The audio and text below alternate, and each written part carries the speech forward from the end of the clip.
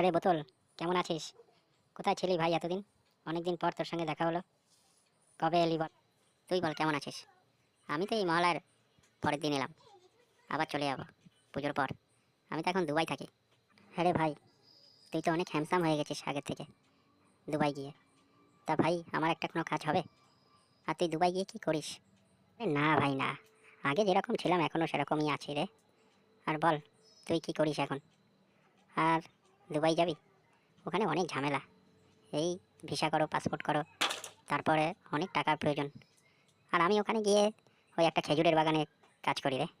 হ্যাঁ রে ভাই, তুই সেটা ঠিকই বলেছিস, অত টাকা আমার নেই। আর আমি এখন ওই রাজমিস্ত্রি কাজ করি, দিন আনি দিন খাই। যাই হোক, চল, অনেকদিন পর তোর সাথে দেখা হলো, কোথাও বসে গিয়ে কথা বলি। চল। ঠিক আছে ভাই, এবার চল। দুপুর হয়ে গেছে, বাড়ি যেতে হবে, সবাই অপেক্ষা করছে। চললাম রে। ঠিক আছে।